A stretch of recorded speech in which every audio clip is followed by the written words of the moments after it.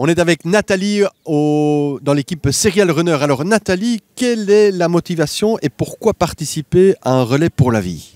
Eh bien, écoutez, on a eu une collègue qui est décédée du cancer au mois de février. Ça nous a tous un petit peu secoués. Et j'ai ma collègue, ma capitaine d'équipe, qui a décidé de créer une équipe. Je lui ai embrayé le pas en l'aidant. Et donc, on a rameuté tous nos collègues du CERIA, l'école d'hôtellerie, de recherche et tout à Anderlecht. Et les gens ont répondu présent. On est plus d'une cinquantaine dans l'équipe. Et on a réussi à tenir le coup toute la durée des 24 heures. On a toujours été sur la piste.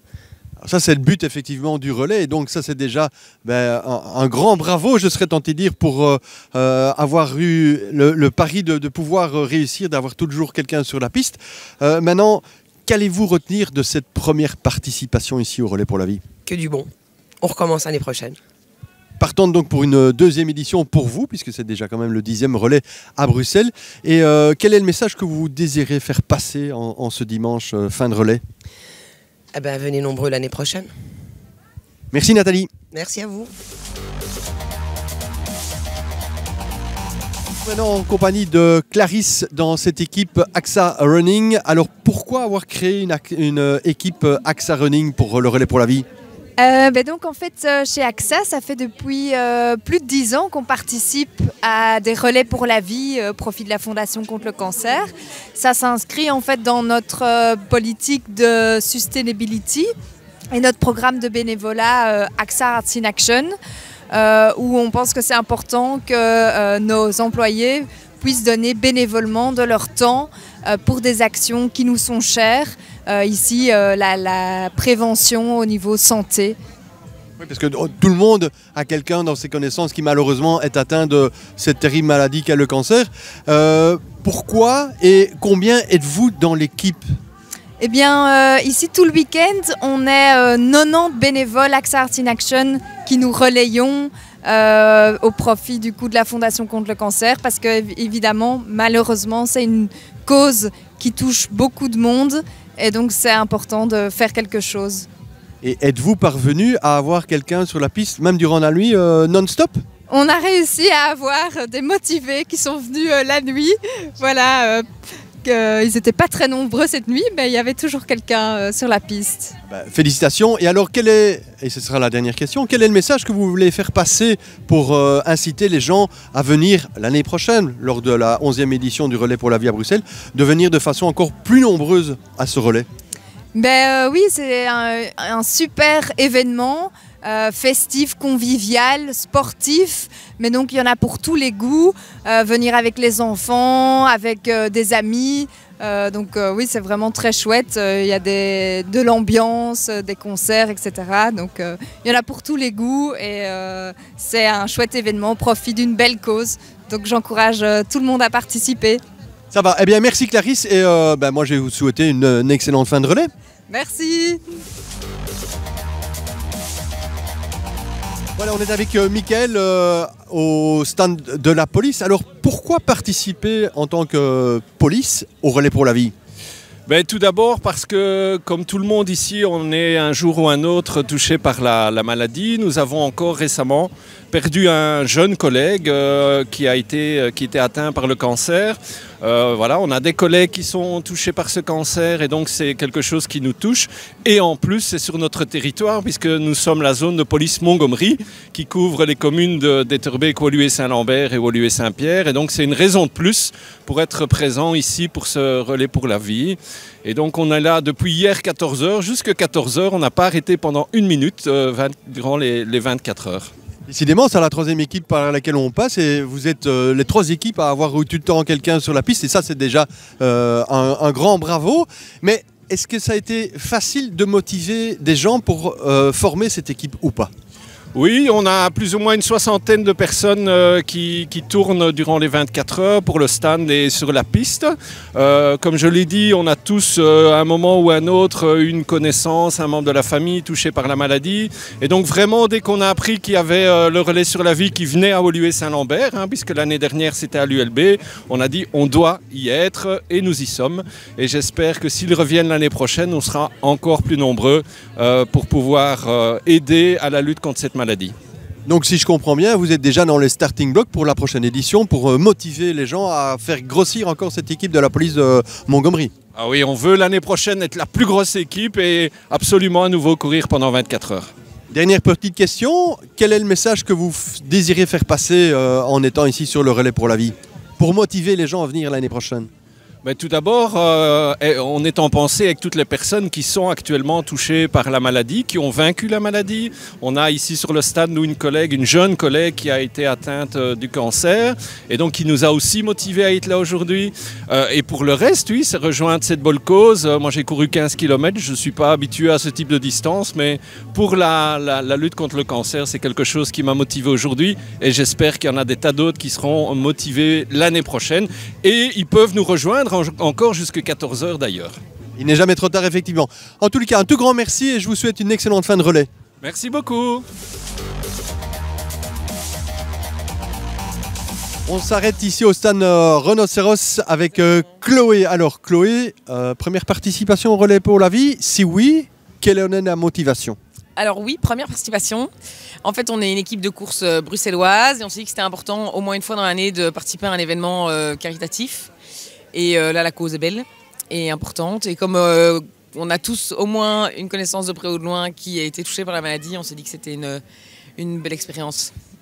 Combien de membres dans cette équipe Rhinocéros?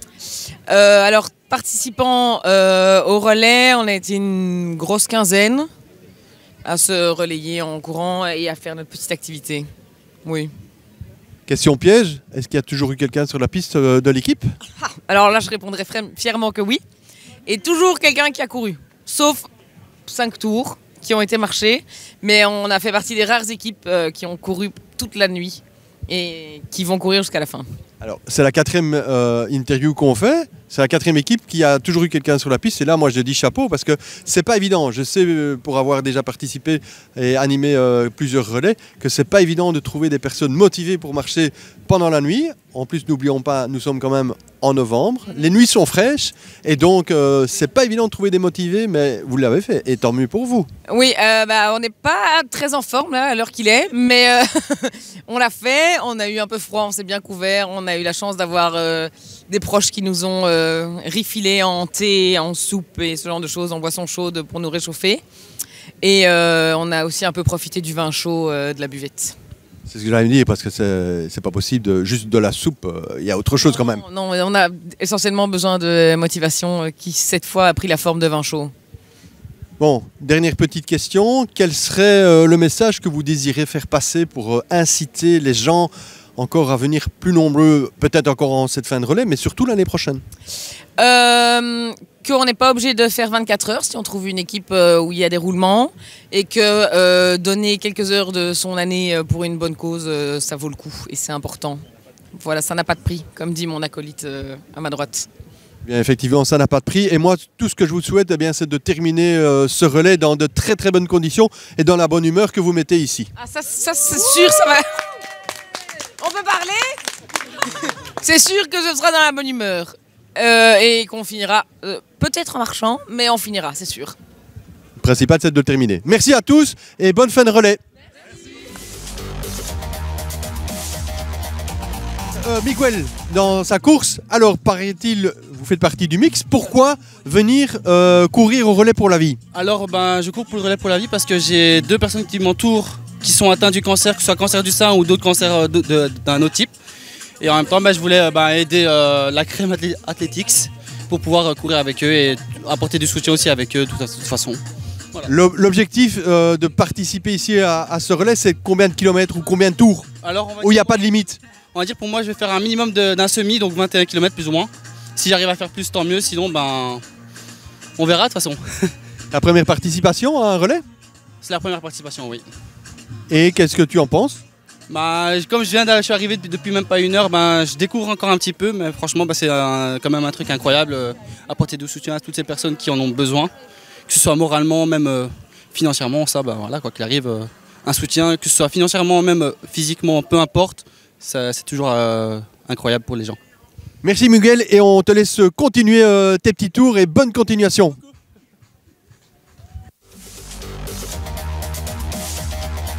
Alors on va faire une petite interview de Monsieur Loyal. C'est en fait mon co-animateur Jean-Philippe. Alors Jean-Philippe, toi c'est ton premier relais pour la vie, ta première participation en tant que co-animateur.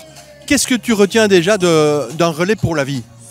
Alors avant tout c'est l'ambiance, hein. Donc c'est vrai que j'ai pu assister à une dizaine de représentations, des sports, des concerts, alors je retiens aussi les stands, les bonnes odeurs de vin chaud, de bière et d'autres pâtisseries, et alors surtout le grand cœur, l'émotion, la fraternité qui se dégage un peu partout.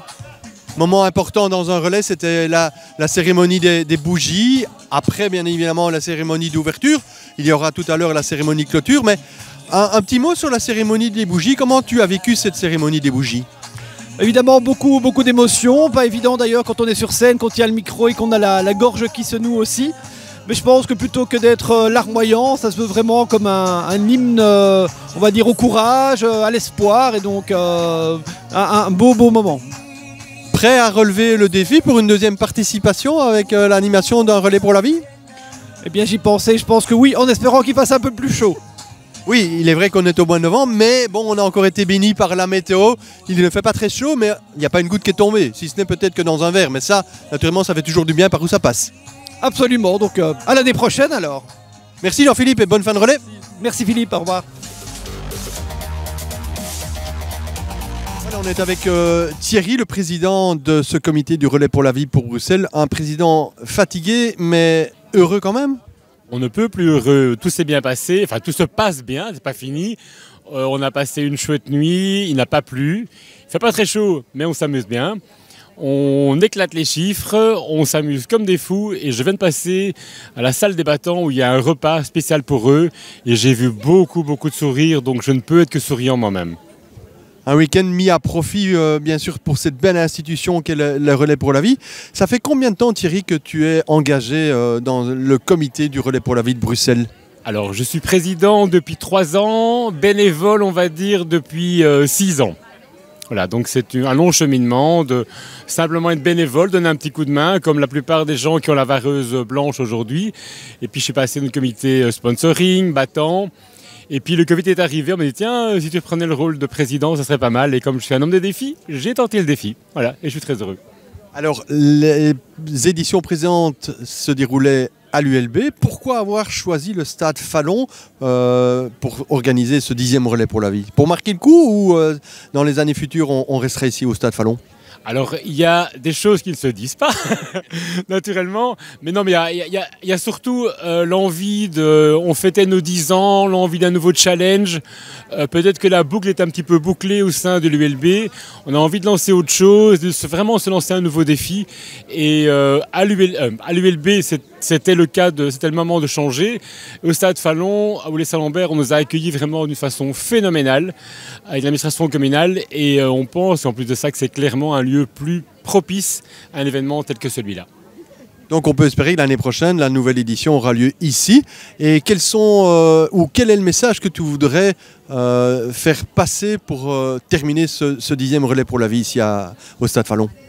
Alors d'abord, il n'est pas terminé, on croise les doigts pour que je puisse à la cérémonie de clôture montrer un chèque phénoménal. Mais comme je dis souvent, récolter de l'argent c'est une chose, avoir la chance de montrer qu'on a fait une excellente édition c'est une deuxième chose. Mais aussi surtout, ce que je vois c'est le sourire des gens, le sourire des visiteurs, le sourire des membres d'équipe, le sourire de nos battants. Et c'est ça qui nous fait vivre, c'est ça qui est notre motivation, c'est de voir que tout se passe bien. Et tout le monde est heureux et donc inévitablement on a envie de lancer un nouveau défi l'année prochaine. Eh bien on se fixe rendez-vous l'année prochaine, cher Thierry. Avec plaisir. À bientôt.